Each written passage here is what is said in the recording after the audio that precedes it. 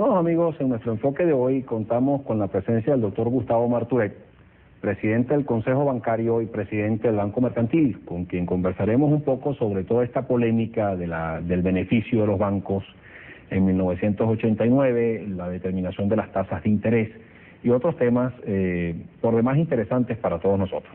Bienvenido a Enfoque, Gustavo. Muchas gracias, Pedro, por la invitación. Bueno, Gustavo, ¿por qué no comenzamos esta discusión diciendo, bueno, qué es el Consejo Bancario? Tú eres el presidente del Consejo Bancario. ¿Es que ese es el gremio que representa a los bancos o qué funciones cumple el Consejo Bancario? Bueno, con mucho gusto.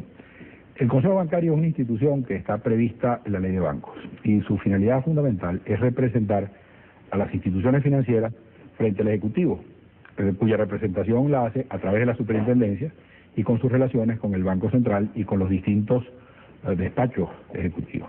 En ese sentido también tiene una función importante que es la de coordinar las prácticas bancarias y atender una serie de temas como son el calendario bancario, etcétera. Bueno, o sea, más bien cumple una función de asesor más que una función gremialista de defensa de los intereses de los bancos. Exactamente, es una institución asesora. La institución gremialista es la Asociación Bancaria de Venezuela. Okay. Bueno, Gustavo, entrando un poco más en materia sobre todo este asunto de las tasas de interés y la función de los bancos, etcétera. Tradicionalmente uno escucha en el público que altas tasas de interés significan altos beneficios para los bancos y viceversa, y que por lo tanto los primeros beneficiados y defensores de altas tasas de interés son ustedes mismos, porque eso va a implicar sustancial mayor beneficio. Acláranos un poco ese punto. Con mucho gusto. Creo que en primer lugar es interesante tratar de contestar la pregunta de por qué hay altas tasas de interés. Las altas tasas de interés y en general las tasas de interés son el resultado de por lo menos dos cosas. Uno, el mercado, la contraposición de la oferta y la demanda por el dinero. Y otro, la política monetaria que es ejecutada por el Banco Central de Venezuela.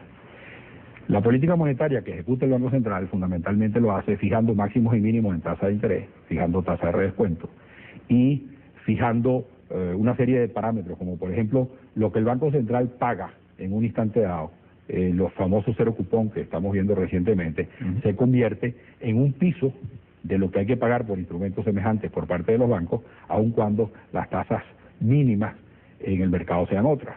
Dicho de otra manera, la política monetaria en este momento es quizás lo que más está influyendo en la determinación de las tasas, y a mi manera de ver es realmente el Banco Central quien está determinando las tasas de interés en Venezuela hoy en día por esa política. Bueno, o sea, tú lo que dices, por ejemplo, con el caso de los bonos de cero cupón, es que un inversionista que compre un bono de cero cupón a 1 millón de bolívares gana, anualizado esa ganancia, gana entre el 42 y el 44%.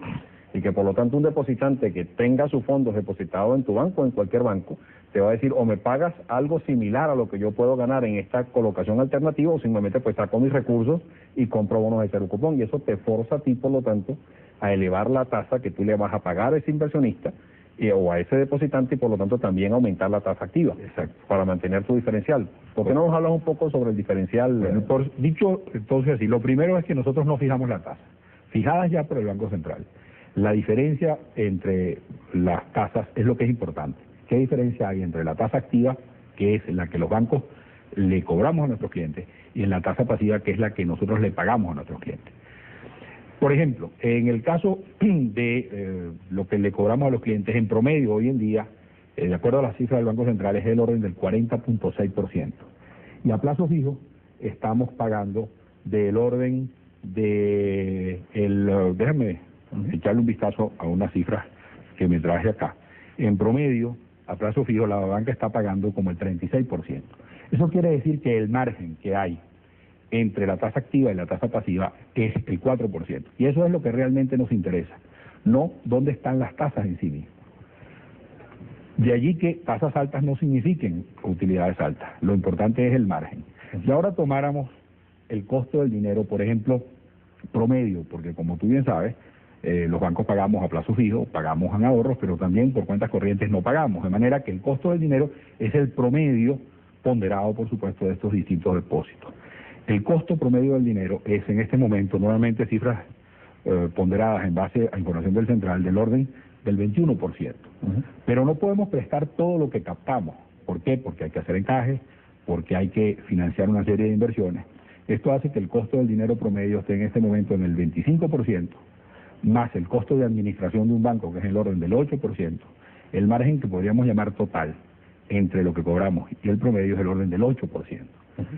Entonces, lo que es importante destacar aquí es que tanto el 4% en su momento, en base a tasas marginales, que es la frase que usamos los banqueros, como el 8% promedio, no son grandes tasas, ni son, por cierto, tasas mucho mayores de las que existieron en el pasado en Venezuela. Déjame explicar. Bueno, Gustavo, tenemos que ir a cumplir unos compromisos, pero al regreso quisiera que por favor nos explicaras un poco más eso en detalle, porque también hay diferenciales no solamente de lo que pagan ustedes, sino también de lo que cobran. Para que hablemos un poco más sobre ese diferencial y ampliemos un poco más ese concepto. Pero vamos primero a comerciales y después ampliamos con más lujo de detalles estos conceptos. Con mucho gusto. Ya regresamos.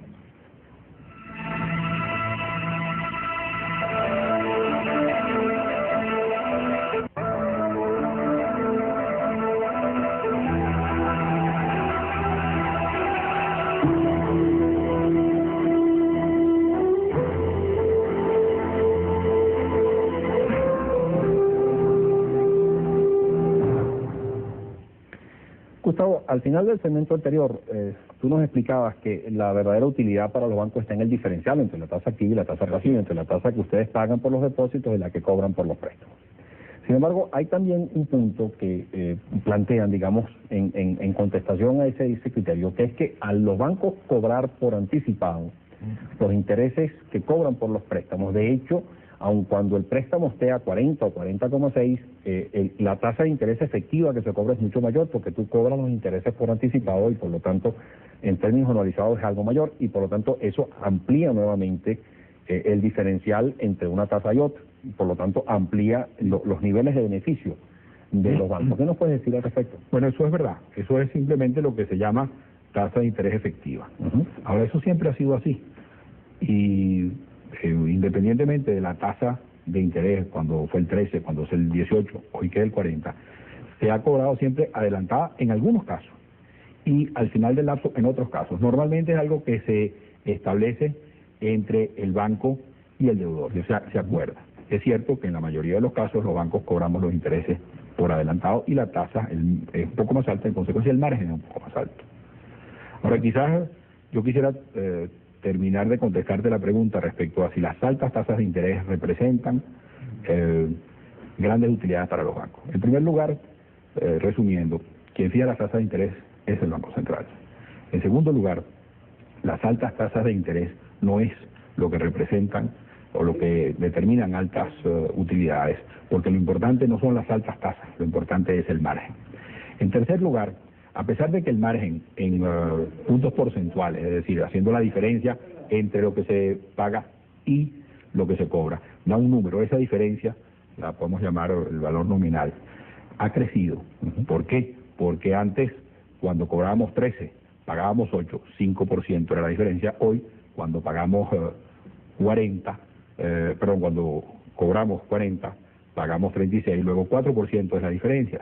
Sin embargo, si ese porcentaje se calcula sobre el monto total, se verá que hay una diferencia porcentual importante. Es decir, el cociente entre 8 y 13%, que es lo que se pagaba en ahorro, comparado con lo que se cobra, es como el 60%. Dicho de otra manera, el costo de los depósitos en base a ahorro eran como el 60% de los ingresos. Hoy en día es nuevamente 30, que es más o menos lo que se paga por ahorro, como el 60% del 40%.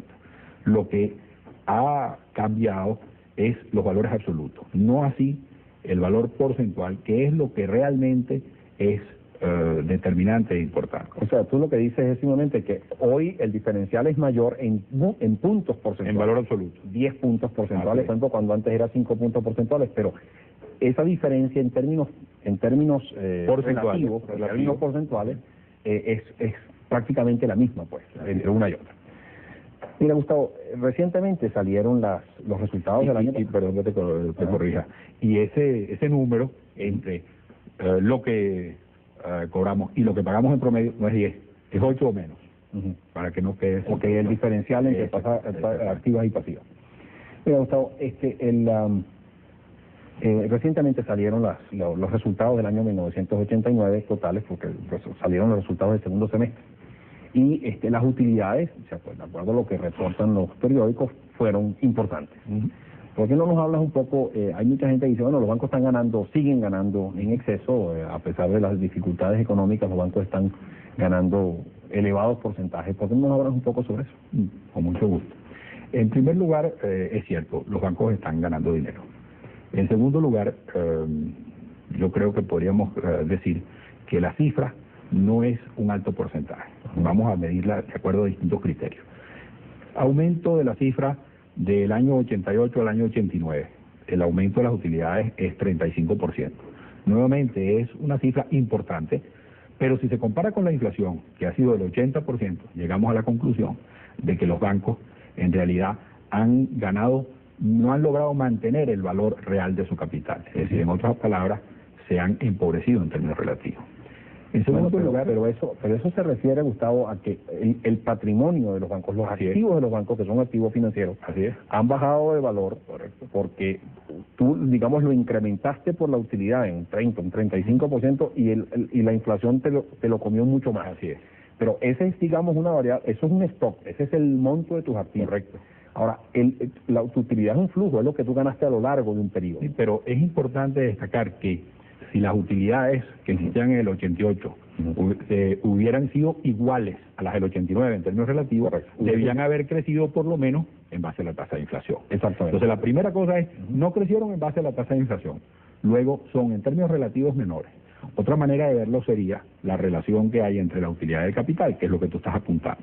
Allí también se ve que la tasa de rendimiento sobre capital de la banca es del orden del 30%. Y nuevamente allí, 30% es mucho menos que el 80% que creció la inflación. Ahora, lo más importante, a mi manera de ver, es que los bancos tienen que ganar dinero, porque los bancos tienen que tener un capital grande, un capital importante, un capital creciente para poder captar ahorros del público y para aumentar sistemáticamente su solidez.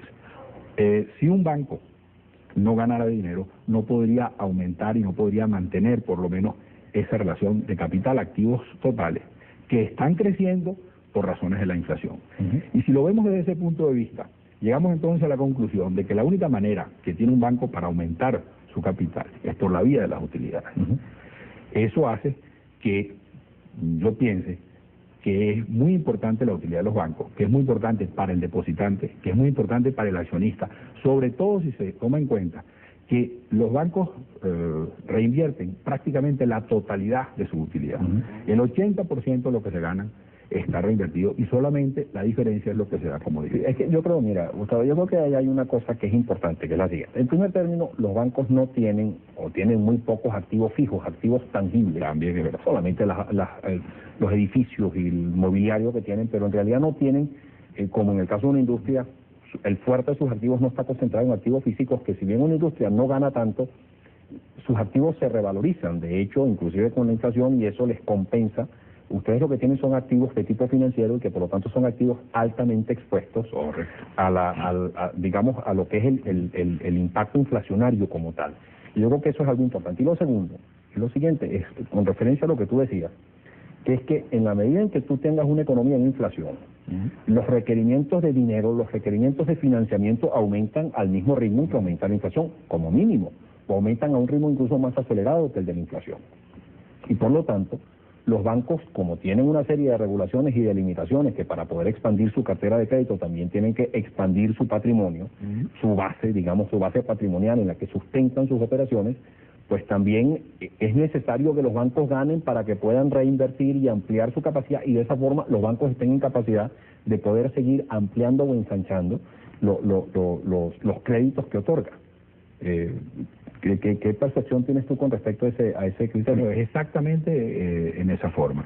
Los bancos tenemos que seguir aumentando nuestro capital, lo debemos aumentar en términos normales, en función de que hay una mayor cantidad de depósitos y, por supuesto, en épocas de inflación deberían hacerlo muchísimo más para poder, por lo menos, crecer más allá de lo que crece los activos. Y mantenerse con el ritmo de la demanda de fondos prestables, pues, ¿no? Pero no debería ser mantenerse solamente, debería ser crecer por encima para poder atender un mayor número de clientes, para poder incentivar y apoyar más el desarrollo del país, y esa razón hace que los bancos deberían aumentar sus capitales en mayor proporción todavía.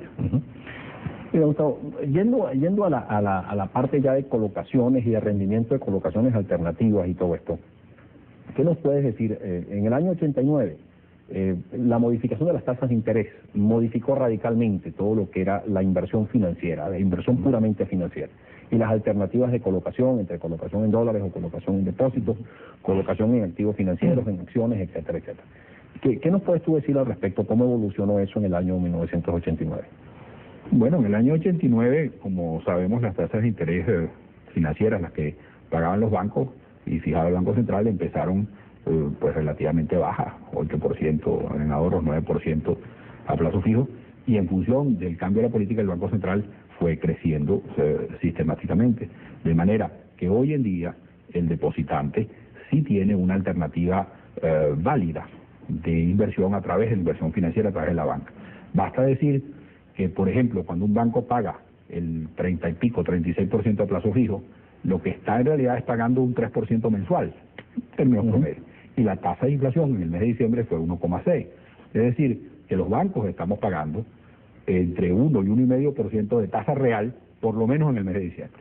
Muy distinto era cuando pagábamos el 8% anual y teníamos una inflación del 15 o el 20%. Sí, bueno. Hoy en día el depositante sí tiene un ahorro rentable. Bueno, sí, de hecho eso es una de las cosas que yo me he referido varias veces en programas anteriores, que es la situación de tasas de interés reales negativas que se vivía hasta comienzos del 89, que tú nada más pagabas el 8%, pero la inflación, lo que le comía la inflación al depositante era el 40, era el 35, entonces, pues obviamente lo que perdía el depositante eran casi 30 puntos porcentuales sobre su patrimonio al año, y por lo tanto eso desincentivaba al depositante potencial a mantener sus ahorros en el banco, pero por otra parte había gente que estaba ávida de pedir prestado lo que fuese, a un 13,5%, porque qué mejor negocio había que pedir al 13,5% y con eso comprar cosas que aumentaban con la inflación en un 35 y en un 40. Y esa obviamente fue la gran distorsión. Yo creo que ese es un punto que yo no me canso de enfatizar para explicar por qué las tasas de interés tienen que estar por encima de la tasa de inflación. Y no solamente pues es la tasa de interés que cobran ustedes como banqueros, sino también la tasa de interés que le pagan ustedes a sus depositantes como tal. Mira, vamos a cumplir unos compromisos. Al regreso, Gustavo, ¿por qué no nos comentas un poco más sobre estas opciones o estas alternativas de inversión financiera o de colocación de recursos financieros en un momento dado para ver o tratar de ver, bueno, si lo que pasó en el año 1989 puede repetirse en el año 1990 o esta fue una situación muy especial por los cambios tan dramáticos que se dieron al comienzo de la política de ajuste? Ok, ya regresamos.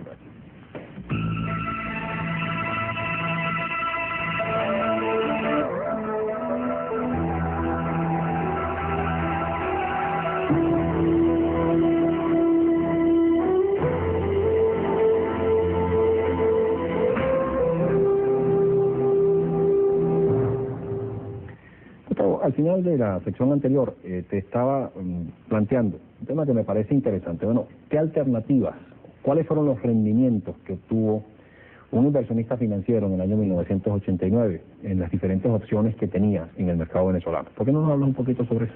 Sí, con mucho gusto. Yo me hice una cifra en base a ese tema porque pienso que es un tema especialmente importante. Inclusive hice una comparación con una inversión en dólares o con una inversión en la bolsa, suponiendo que la inversión en la bolsa hubiese sido en el índice bursátil, es decir, en lo que mide, el índice que mide el... Pues eso, que hubiese sido el beneficio obtenido por el inversionista. O que hubiese invertido al principio del periodo en una composición, una cesta de valores igual a la que se mide el índice bursátil y hubiera vendido al final. Si alguien, por ejemplo, hubiera cogido 300.000 bolívares y hubiera dicho, invierto 100.000 bolívares en la bolsa y considero que se ha desarrollado el índice bursátil.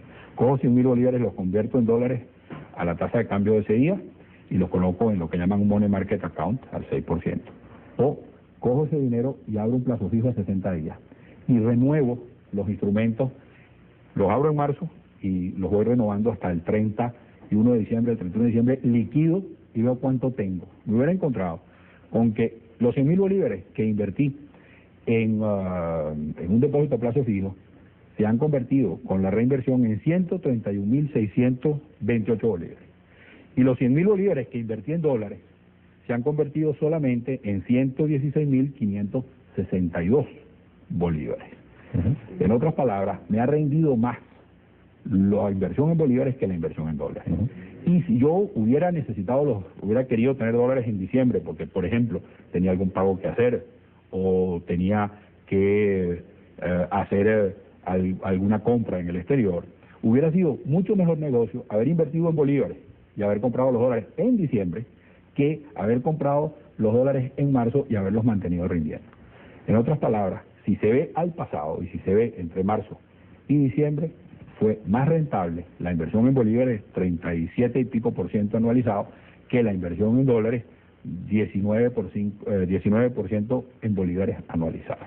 Bueno, fíjate que ese punto que tú me tocas es curioso porque tratando de extrapolar hacia el año 1990, bueno, tú podrías argumentar allí que, claro, entre marzo y diciembre de 1989, el dólar libre, digamos así, lo que era antes el dólar libre, ahora el dólar único, sufrió muy pocas modificaciones, inclusive después de marzo bajó y después volvió a subir y cerró a 43.15, si mal no recuerdo el tipo de cambio del último día del año pasado. Pero este año, la lógica es esperar que el tipo de cambio muestre una tendencia ascendente. Esto yo lo he mencionado anteriormente y esto no debe llevar a la alarma a nadie. Al haber una mayor inflación interna en Venezuela que en el resto del mundo, o particularmente en los países que nos proveen de productos importados, es lógico prever que también el precio del dólar va a tender a subir en la medida en que esta inflación interna sea mayor que la externa, porque los productos locales se van a encarecer más rápidamente que los productos en el resto del mundo y tiene que haber una compensación por la vía cambiaria.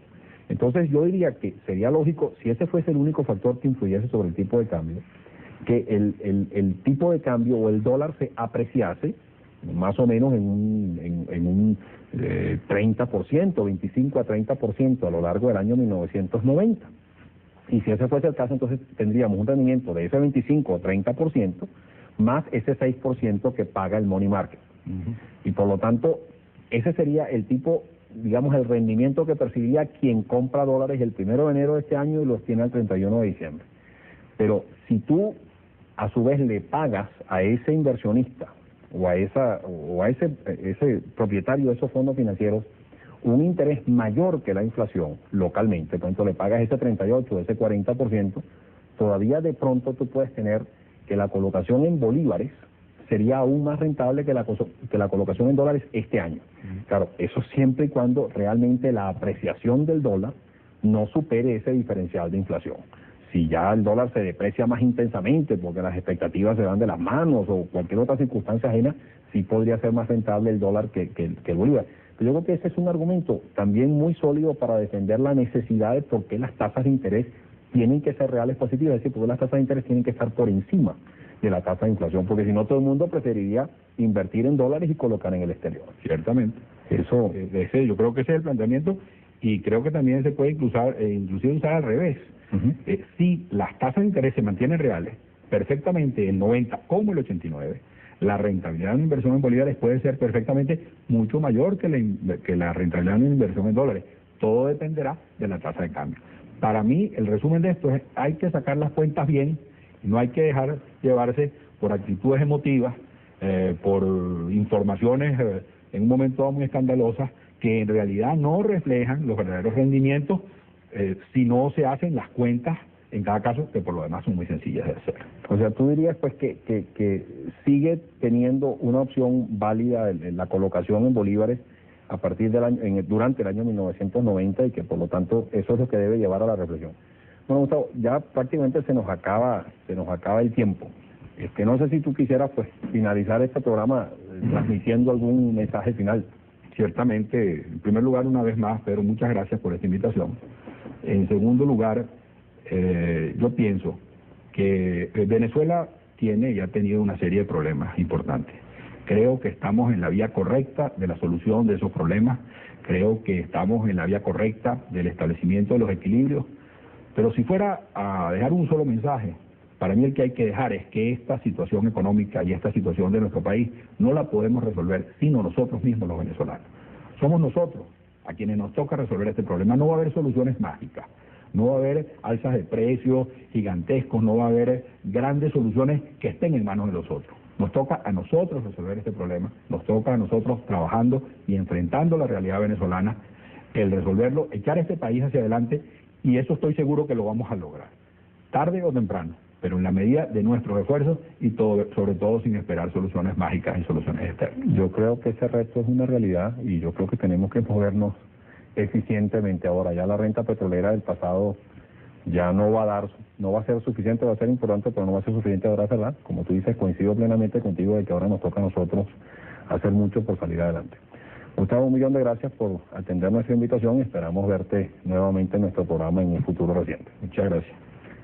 Reciban un cordial saludo y hasta la próxima.